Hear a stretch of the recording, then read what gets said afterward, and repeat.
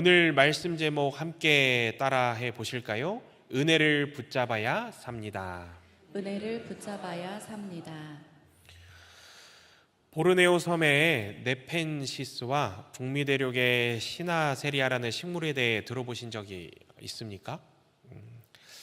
이 두 식물은요, 벌레를 잡아먹는 명수와도 같은 식물로 꼽힙니다. 먼저 보르네오 섬의 네펜시스는 아름다운 꽃을 피워서 벌레를 유인합니다. 그 꽃잎에 아름다움에 취한 벌레가 꽃잎에 달려드는 순간 이 벌레의 목숨은 끝장이 납니다. 특수한 소화액을 내뿜어 벌레를 녹여버린다는 것이죠. 다음으로 북미 대륙의 시나세리아의 무기는 꽃이 아니라 잎이라는 점에서 네펜시스와 조금 다릅니다. 입에서 단 꿀을 내뿜는데요. 그 꿀을 내뿜어서 벌레를 유인한다라는 거예요.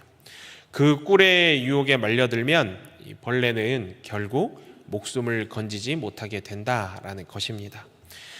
잠언 2장 19절 말씀에서는 이와 같이 기록되어 있습니다. 누구든지 그에게로 가는 자는 돌아오지 못하며 또 생명길을 얻지 못하느니라. 우리가 사는 이 세상도 마찬가지라는 거예요. 앞서 말씀드린 식물인 네펜시스와 시라세니아와 같은 사람이 이 세상에 둘러보면 조금만 둘러보아도 차고 넘친다라는 것입니다. 사탄마귀는 우리를 끝없이 유혹하고 또 유혹합니다. 보는 눈을 가리게 하고요, 또 듣는 귀를 막게 합니다. 돈의 유혹, 권력의 유혹, 쾌락의 유혹, 또 내 신앙을 흔드는 시험에 빠지게 합니다. 겉으로는 마냥 화려하고 풍기는 냄새는 더없이 향기로운 것만 같지만 곧 이것은 우리를 절망과 죽음에 이르는 구렁텅이로 몰아넣는 유혹이라는 것을 얼마나 우리가 많이도 보고 또 많이도 듣게 되는지 모릅니다. 그런가 하면 미국의 황야지대에서는요, 수많은 생물 중 방울뱀이 살고 있습니다. 이 방울뱀은 매우 치명적인 독을 가지고 있어서 물리면 곧 사망에 이르지요. 그런데 이 방울뱀이 다람쥐를 잡는 방법이 참 특이하다고 합니다. 먼저 방울뱀의 특징이 무엇입니까? 슉슉 꼬리를 흔들잖아요. 이렇게 꼬리를 흔들어서 소리를 내면 이때 마침 근처 나무에 위에 있던 다람쥐가 그 소리를 듣고 호기심이 발동한다라는 겁니다. 소리를 찾아서 가까이 다가가 보겠지요. 그러다 어느 순간 탁 하고 다람쥐 눈과 독사의 눈이 이렇게 마주치게 되면은 독사랑 가까이 눈 맞추고 있으면 혹시나 잘못 물릴까 봐 우리 사람도 함부로 움직이기가 무서운데 이 작은 귀여운 생물인 다람쥐는 어떻겠습니까? 그렇게 겁을 먹고 떨고 있을 때 독사는요, 기다렸다는 듯이 입을 쩍 벌리고 있습니다. 겁에 질려 얼어붙고 떨던 다람쥐는요, 비실비실 중심을 잃고 이 나무 아래로 떨어지는데 이때 독사가 다람쥐를 공중에서 낚아채서 한 입에 꿀꺽 삼켜버린다라는 것입니다. 인간이 죄의 함정 그리고 유혹의 함정에 빠지는 것도 이와 비슷합니다. 가만 생각해 보면은요, 우리는 이 소리의 유혹에 참 연약합니다. 팔랑귀라고 하지요. 달콤한 소리, 그럴듯한 소문, 가슴을 설레이게 하는 음성에 귀를 기울이고 팔랑팔랑 거린다라는 거예요. 그렇게 귀가 유혹의 함정에 푹 하고 빠지면은요, 이제는 이어서 그것을 눈으로 확인하고 싶은 강력한 욕심이 생깁니다. 귀에 이어 눈까지 빠지게 되면 이제는 자기도 모르게 그 대상에 이끌려서 죄의 덫에 완전히 헤어나올 수 없을 정도로 걸리고 만다라는 거예요. 사탄이 사람을 유혹할 때 즐겨 사용하는 4가지 말이 있다고 합니다. 4마디 말을 혹시 알고 계십니까? 무엇인지 알아야 사탄의 유혹의 속삭임을 알아채고 대비할 수 있겠지요. 먼저 첫 번째는 이 정도는 괜찮겠지라는 말입니다. 에이, 이 정도는 뭐 괜찮아 괜찮아 뭐 까짓 거가 이 정도 가지고, 이런 말들을 많이도 들어보셨을 거고 또 많이도 해보셨을 거예요. 그러나 이런 작은 하나하나의 합리화가 모이고 쌓여서 마침내는 유혹이 유혹인지도 모르고 살게 됩니다. 사탄의 소나기에 붙잡힌지도 모르고 살게 된다라는 거예요. 큰 물고기도 가만 보면 작은 미끼에 걸려들듯이 작은 실수 하나가 사람을 유혹의 함정에 몰아넣게 된다는 것입니다. 이 정도는 괜찮겠지. 사탄의 첫 번째 유혹의 속삭임이라는 거예요. 다음으로 두 번째는요, 딱 한 번인데 뭘, 한 번이잖아 라는 말입니다. 사탄은요, 항상 어김없이 딱 한 번이라는 말을 유혹의 무기로 강력하게 사용합니다. 너 이번 한 번밖에 안 했잖아. 에이, 딱 한 번 하는 건데 뭐. 이런 말 또한 많이도 들어보셨을 거고 많이도 사용해 보셨을 겁니다. 이런 말로 사탄은 우리를 유혹의 함정에 계속해서 몰아넣는다라는 거예요. 다음으로 세 번째는요, 너는 아직 젊어 라는 말입니다. 사탄은요, 교회에 출석을 결심한 사람의 귀에 이렇게 속삭입니다. 네가 교회를 나간다고? 야, 너 한 주간 고생하고 황금 같은 주말 연휴에 이렇게 교회 나가기에는 너의 청춘이 너무 아깝지 않니? 너의 젊음을 좀 신나게 좀 누려. 젊음도 그때 누려야지 다 지나가는 거야. 그러니까 주말에 좀 즐기란 말이야. 교회 나가는 건 나중에 가도 늦지 않아. 조금만 더 기다려도 괜찮아. 이런 사탄의 유혹에 넘어가서, 이 악마의 속삭임에 넘어가서 젊은 시절을 허송세월하고 시간이 다 지나고 나서야 후회의 눈물을 흘리는 사람들이 얼마나 많습니까? 저는 이런 유혹에 넘어가서 나는 아직 젊어요 목사님, 청춘은 아깝습니다, 교회 나중에 나가겠습니다 외치는 분들께 늘 비슷한 질문을 드리곤 합니다. 만약 오늘 밤 하나님께서 우리의 영혼을 거두어 가신다면 우리는 하나님께 무엇라 말씀드릴 수 있겠습니까? 하나님, 전 아직 젊습니다. 하나님, 그런데 좀 너무 일찍 오셨군요. 이렇게 가기에는 제 젊음이 너무 아깝습니다. 한 10년 뒤에 다시 오실래요? 라고 말하시겠습니까? 아니면 하나님이 오늘 밤 우리를 부르시더라도 그 부르심에 후회 없이 나아가시겠습니까? 이렇게 사탄은 우리를요, 끊임없이 유혹의 함정에 몰아넣는다라는 것입니다. 너는 아직 젊어. 다음으로 마지막 네 번째는요, 누구나 이렇게 사는데 뭘 이라는 말입니다. 참 맘 편한 핑계이지요. 쉽게 드릴 수 있는 변명이기도 합니다. 옆집에 김아무개 씨도 이렇게 살고, 저 건너편에 사는 박아무개도 이렇게 사는데, 나라고 뭐 사람 사는 게 비슷하지, 나도 비슷한 거야. 누구나 이렇게 사는데 나한테만 왜 난리야? 좀 내버려둬. 이렇게 사탄은요, 우리에게 넓고 쉽고 편한 길을 제시합니다. 그렇게 죄의 함정과 유혹의 함정에 계속해서 걸리고 넘어지고 무너지게 합니다. 그러나 성경은요, 하나님 말씀은요, 우리를 계속해서 좁은 문으로 들어갈 것을 인도하고 말씀합니다. 좁은 길로 걸어갈 것을 강조한다라는 거예요.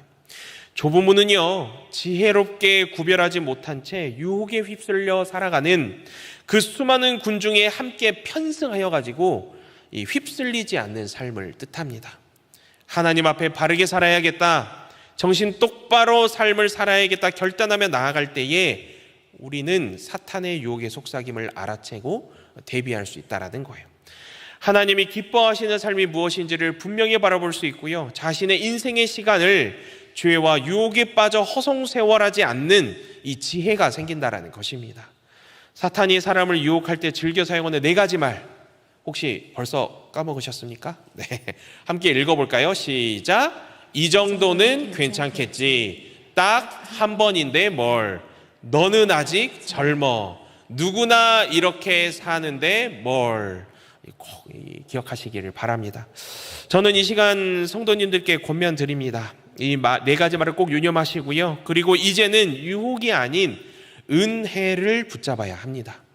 우리는 은혜를 붙잡아야만 살 수 있다라는 거예요. 우리 모든 하늘빛 성도님들이 사단마귀가 꿰는 유혹이 아닌 하나님이 주시는 은혜를 하루하루 붙잡아서 하나님이 기뻐하시는 삶이 무엇인지 깨닫고 그 지혜로움대로 그 깨달음대로 살아갈 수 있기를 이 시간 주님의 이름으로 간절히 축원드립니다. 이제 말씀으로 들어가서 한 구절씩 함께 살펴보고자 합니다. 저는 말씀을 통해 유혹이 아닌 은혜를 붙잡기 위해 반드시 기억하고 유념해야 하는 확실한 네 가지의 메시지를 권면드리려고 하는데요. 먼저 첫 번째 메시지입니다. 화면을 보며 한 목소리로 읽어볼까요? 시작! 유혹은 하나님께로부터 오는 것이 아닙니다. 이와 관련한 본문 13절 말씀을 한 번 더 읽어보겠습니다. 시작!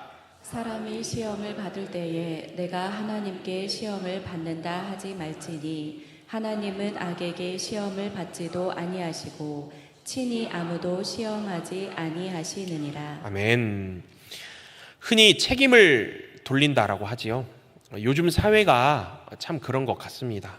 기본적으로 보면은 뭔가 이미 좀 화가 나 있어요. 화가 나 있고 잘못 갖다 건드리면 그 화를 뿜어내고 쏟아낼 대상을 찾는 사회가 요즘 사회 같습니다. 내 삶이, 내 인생이 이렇게 되어버린 것은 다 너 때문이야 라는 희생제물을 찾는 시대가 되어버린 듯한 암담한 현실을 마주하게 되기도 합니다. 요즘 사회만 들어와서 그럴까요? 우리는 무려 창세기까지 되돌아가서 그 암담한 현실의 내용을 확인할 수 있겠습니다. 창세기 3장 12절에서 13절까지 말씀을 화면을 보며 읽어볼까요? 시작! 아담이 이르되 하나님이 주셔서 나와 함께 있게 하신 여자 그가 그 나무 열매를 내게 주므로 내가 먹었나이다. 여호와 하나님이 여자에게 이르시되 내가 어찌하여 이렇게 하였느냐. 여자가 이르되 뱀이 나를 꿰므로 내가 먹었나이다. 13절부터 보겠습니다. 여기서 여자가 누구입니까? 하와이지요. 하나님께서 먹지 말라 명하신 선악과를 지금 아담과 하와가 따먹고 나서의 일임을 알 수 있습니다. 하와는 지금 누구를 탓하고 있습니까? 이 뱀, 사탄을 탓하고 있지요.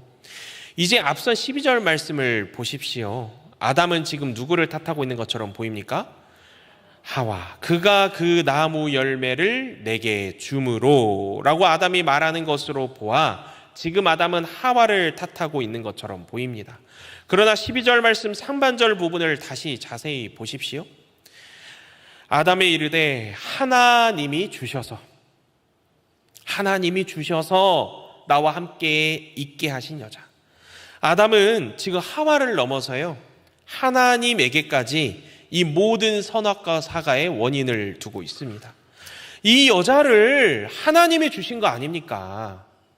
하나님이 애초에 이 여자를 주시지 않으셨으면 이렇게 선악과 유혹에 빠질 일이 애초에 없었을 것 아닙니까? 하나님이 주셨잖아요. 자신이 빠진 죄의 유혹, 사탄의 유혹, 하나님을 들이대고 하나님을 핑계대고 있는 거예요. 이런 논리면 자기가 잘못한 건 다 억울하고 다 남 탓, 다 세상 탓, 다 하나님 탓으로 일사천리가 되어버립니다. 선악과를 애초에 만들지 말지 그랬어요. 왜 만들어가지고 유혹에 넘어가게 하시고, 아니 애초에 그냥 뱀 사탄도 만들지 말지 그러셨어요? 그렇게 악의 존재는 왜 있어가지고 뱀을 만나 애들은 다 피곤해지고 인생이 꼬이고 에덴 동산에서 쫓겨나고 다 이런 식으로 말해버릴 수 있다라는 것입니다. 우리의 모습을 한번 돌아보십시오. 혹시 아담과 하와가 내 모습인지.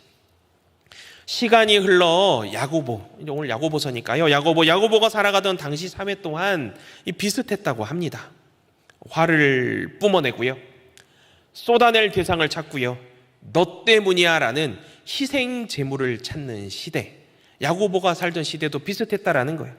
그리고 그 대상을 이제는 사람과 사회와 세상을 넘어 하나님에게까지 이르렀습니다. 하나님을 원망하고요, 하나님에게 분노를 일고요, 화를 내고요, 하나님 때문에 다 일이 되었다고 왕왕거리며 이야기하는 거예요. 이에 대해 저자 야고보는 하나님께 책임을 돌리는 그 용납하기 힘든 개념에 대해서 굉장히 강하게 반박하는 태도를 보이고 있습니다. 방금 함께 봉독한 본문 13절 말씀, 이 한 구절에서 분명히 기록하지요. 내가 하나님께 시험을 받는다 하지 말지니. 함부로 하나님 핑계대지 마라. 야고보의 마음이 강하게 드러나고 있는 거예요. 성도 여러분, 악은요, 그 악은 본질상 하나님과 이질적인 특성을 지니고 있습니다. 이게 무슨 말이냐? 결코 마주칠 수 없는 별개의 영역 속에 존재한다라는 거예요. 하나님은요, 그 성품이 거룩하시고 선하십니다. 레위기 19장 2절 말씀에도 이와 같이 기록되어 있지요. 너희는 거룩하라. 이는 나 여호와 너희 하나님이 거룩함이니라. 이사야서 6장 3절 말씀에도 이와 같이 기록되어 있습니다. 거룩하다 거룩하다 거룩하다 만군의 여호와여, 그의 영광이 온 땅에 충만하도다. 거룩하신 하나님은 그렇기에 악에 취약하지 않으시고요, 그 악이 하나님을 공격하려 해도 전혀 그 공격에 해를 입지 않는 분이십니다. 마치 쓰레기 더미 위에 내리쬐는 햇볕이 그 쓰레기 더미 악취로부터 아무런 영향도 받지 않는 것처럼 악으로부터 어떤 영향도 받지 않으시는 분이 주 여호와 하나님이시라는 것입니다. 뿐만 아니라 우리는 시험과 유혹을 잘 구별해야 돼요. 시험과 유혹을 자기 좋은 대로 그 의미를 이상하게 섞어가지고 그 뜻을 분명하게 나누지 못하고 사용하는 분들이 있어요. 하나님은요 성도 여러분, 믿음을 연단하기 위해 우리에게 시험을 허락하실 수 있습니다. 믿음을 연단하기 위해 시험을 허락하신다는 거예요. 그러나 죄로 빠뜨리는 유혹은요, 하나님이 주시는 것이 아닙니다. 우리가 죄의 길로 빠지고 나서는 하나님이 시험하셨다, 원망스럽다, 짜증난다 이렇게 생각하는 것도 말하는 것도 모두 잘못되었다라는 거예요. 우리는 종종 유혹의 책임을 하나님께 돌리지만 하나님은 그런 분이 아니심을 꼭 기억하며 마음에 새기는 저와 여러분 될 수 있기를 이 시간 간절히 소원합니다. 첫 번째 메시지를 화면을 보면 한 번 더 읽어볼까요? 유혹은 하나님께로부터 오는 것이 아닙니다. 다음으로 두 번째 메시지입니다. 화면을 보며 한 목소리로 읽어볼까요? 시작. 이와 관련한 본문 14절 말씀입니다. 함께 읽어볼까요? 시작. 오직 각 사람이 시험을 받는 것은 자기 욕심에 끌려 미혹됨이니. 아멘. 여러분, 동물의 왕국이나 동물농장 같은 TV 프로 보신 적이 있으시지요? 야생동물을 포획합니다. 동물농장 같은 데 보면 야생동물을 포획할 때 주로 어떤 방법을 씁니까? 그 동물이 들어갈 수 있는 적당한 크기의 철창 안에다가 뭘 둘까요? 맛있는 간식거리를 둡니다.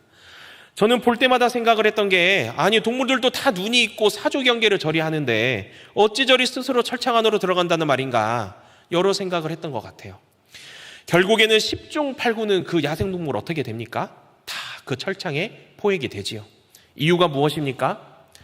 그 맛있는 냄새가 나는 간식거리가 너무 매혹적이어서 도저히 저항할 수가 없기 때문이에요. 먹고자 하는 욕심 때문에 철창에 갇히는 것이지요. 간식이 온 머리를 다 지배해가지고 간식만 그냥 눈에 보인다는 것입니다. 낚시를 할 때 미끼를 걸어서 물고기를 낚을 때도 그렇고요. 다 마찬가지라는 거예요. 우리 또한 유혹에 굴복하는 것은요. 우리의 내부, 바로 욕심입니다. 그리고 사탄은 우리의 욕심을 아주 끊임없이 자극합니다. 죄를 가능한 한 아주 매력적인 것처럼 보이게 만들려고 애를 써서 악과 거짓으로 도배된 이 죄가 의롭고 참된 일들보다 더 매혹적으로 보이게끔까지 합니다. 부도덕한 일이 도덕적인 순결보다 더 매력적으로 착각하게끔 합니다. 세상의 일들이 하나님께 속한 일들보다 더 매력 있게 여겨지게 합니다. 그렇게 우리의 무엇을 자극하느냐? 우리 안에 있는 이 욕심을 자극한다라는 거예요. 이제 곧 수능이 얼마 남지 않았지요. 오늘 또 열심히 공부하는 모든 수험생들을 진심으로 응원하고 축복합니다. 저는 이 욕심이라는 단어를 들을 때마다 그렇게 고등학교 시절이 떠올라요. 지금도 고등학생들을 보면 뭐 너무나 치열하게 너나 할 것 없이 불철주야 경쟁하며 열심히 치열하게 살지만, 제가 공부할 당시에도 그 치열함 가운데 선생님의 말이 아직도 잊히지가 않습니다. 그 당시 제가요, 고등학생이었던 제가 그렇게 교회를 가고 싶은 거예요. 너무 찬양을 하고 싶고 너무 말씀이 고픈 거예요. 당시 뭐 믿는 친구들이 주변에 3, 4, 5 있을 거 아닙니까? 그러면 모여가지고 쉬는 시간에 뭔 얘기를 하냐면, 너무 교회 가고 싶다, 좀 찬양하고 말씀 듣고 싶은데 그냥 학교에 갇혀가지고 막 이런 얘기를 나눴던 기억이 납니다. 그러면 꼭 그런 얘기를 할 때요, 그 뒤에 선생님이 소리 소문 없이 지나갑니다. 싹 지나갑니다. 그리고 안 듣는 척하면서 다 들으신 다음에 꼭 물어보지도 않았는데 답변을 하시는 거죠. 그 대화에 초대하지도 않았는데 오셔서 답변을 하십니다. 너네들 대학 갈 것만 생각하라고, 너의 마음에 있는 그 대학에 대한 갈망, 그 욕심에만 좀 집중하라고, 지금 재밌는 드라마 나중에 다 몰아서 보라고, 지금 뜨는 영화 나중에 다 몰아서 보라고, 교회 하나님 예배 나중에 다 몰아서 드리라고, 하나님 몰아서 만나라고, 이런 이야기를 하시는 거예요.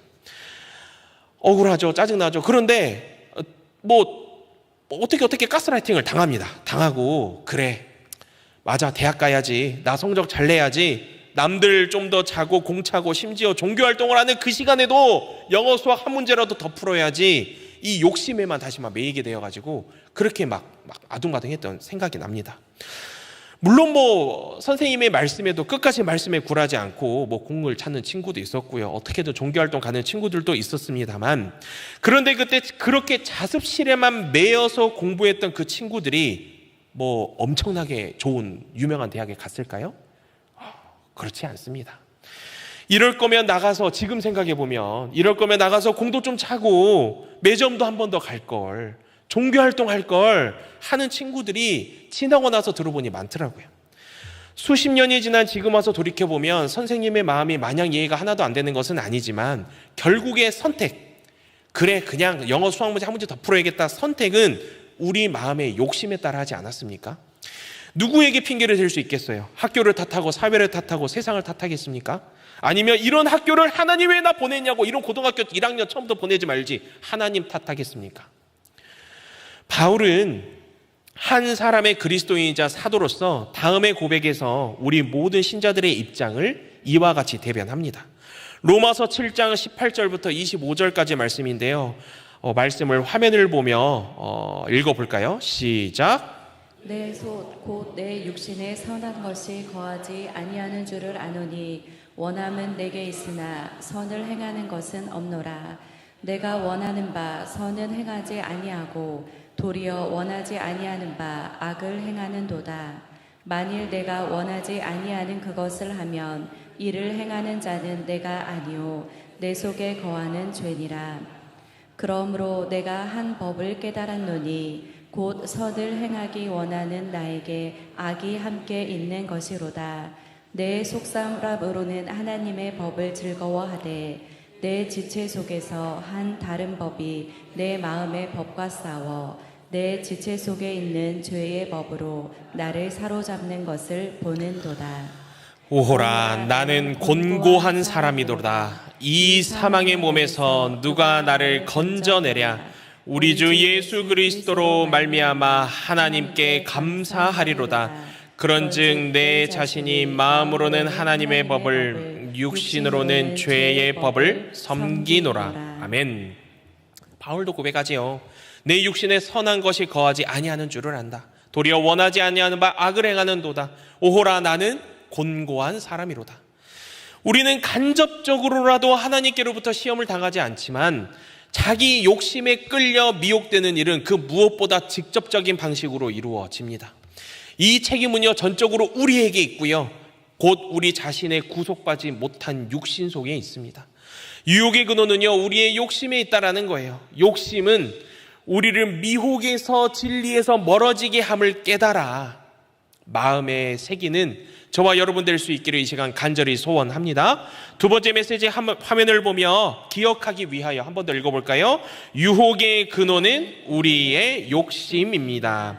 다음으로 세 번째 메시지입니다. 화면을 보며 한 목소리로 읽어볼까요? 시작. 욕심이 잉태하면 죄를 낳고 죄가 자라면 사망을 낳습니다. 이와 관련한 말씀이 본문 15절에서 16절까지 말씀이지요. 욕심이 잉태한 즉 죄를 낳고 죄가 장성한 즉 사망을 낳느니라. 내 사랑하는 형제들아 속지 말라.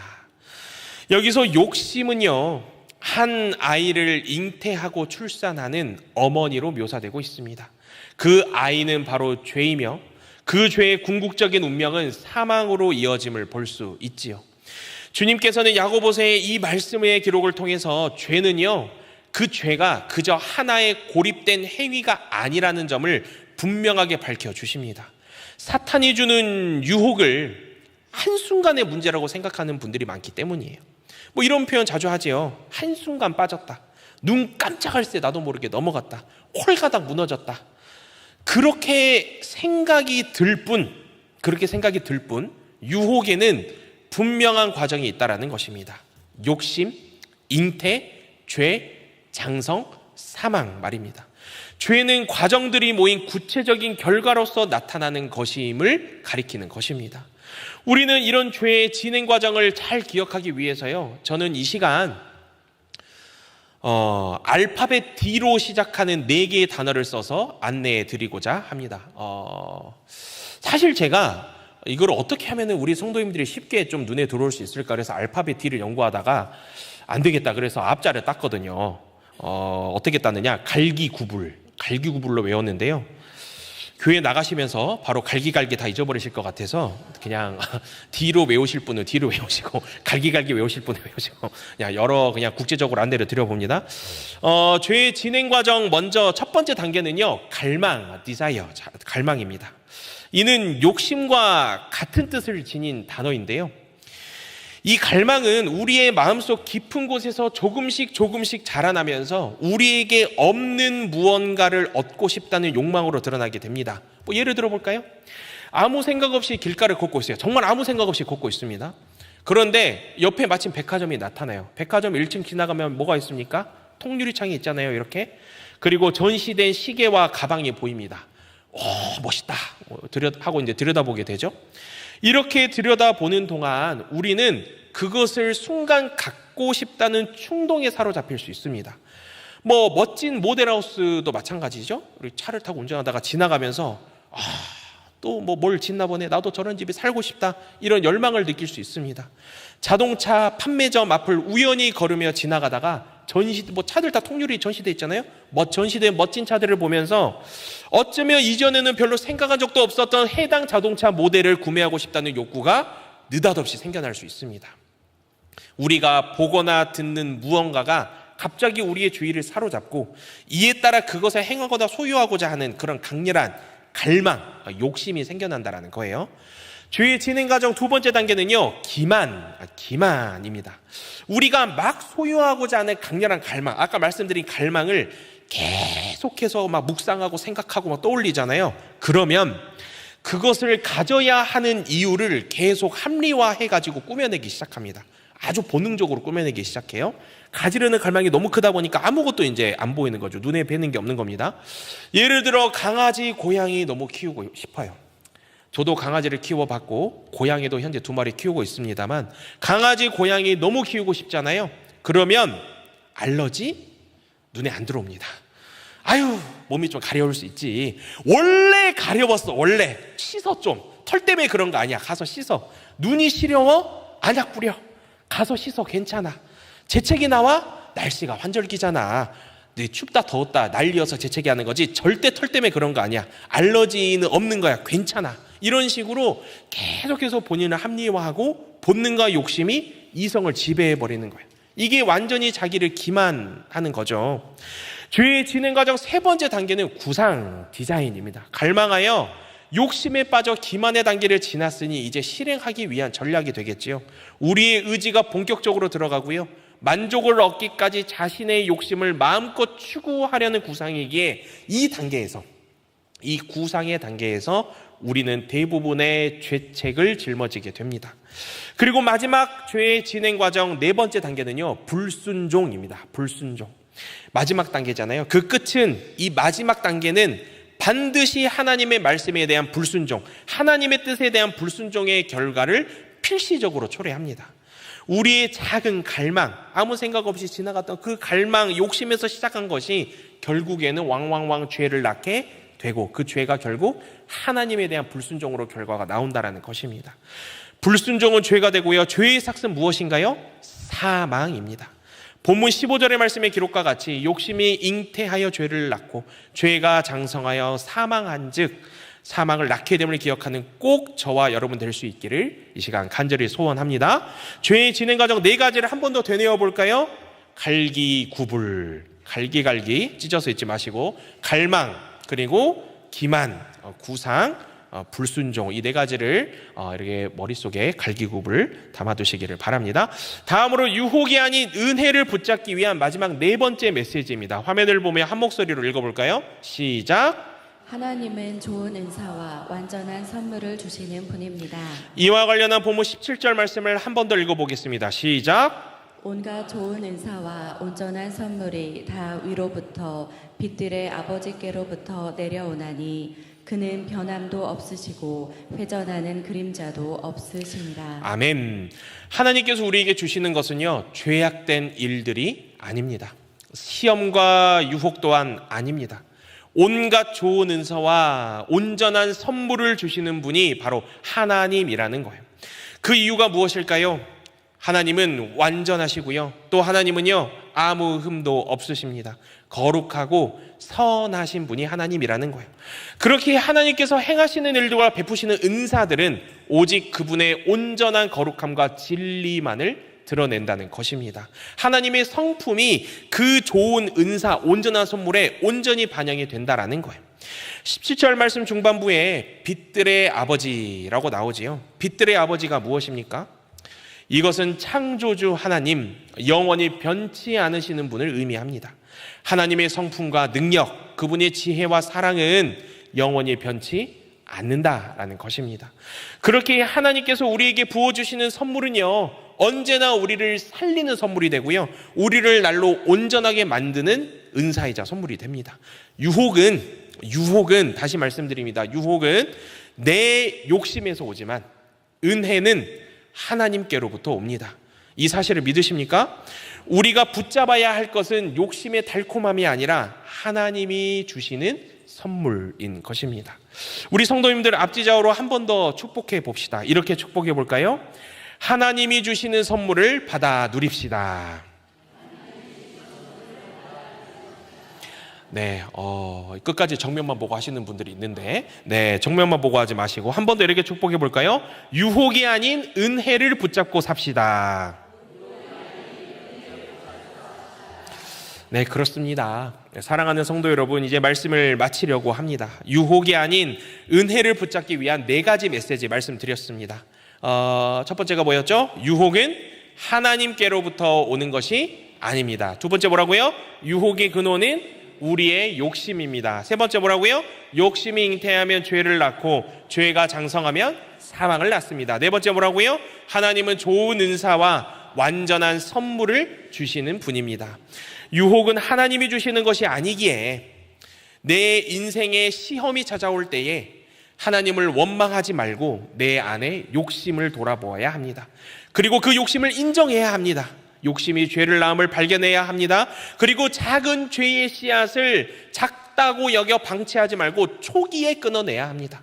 하나님께서 우리에게 부어주시는 선물은 언제나 우리를 살리고 우리를 날로 온전하게 만들기에 우리가 붙잡아야 할 것은 욕심의 달콤함이 아니라 하나님이 주시는 선물임을 꼭 기억해야 할 것입니다. 이를 위해 기도가 필요합니다. 우리 힘으로 할 수 있겠습니까? 기도가 필요해요. 기도가 힘이고 능력입니다.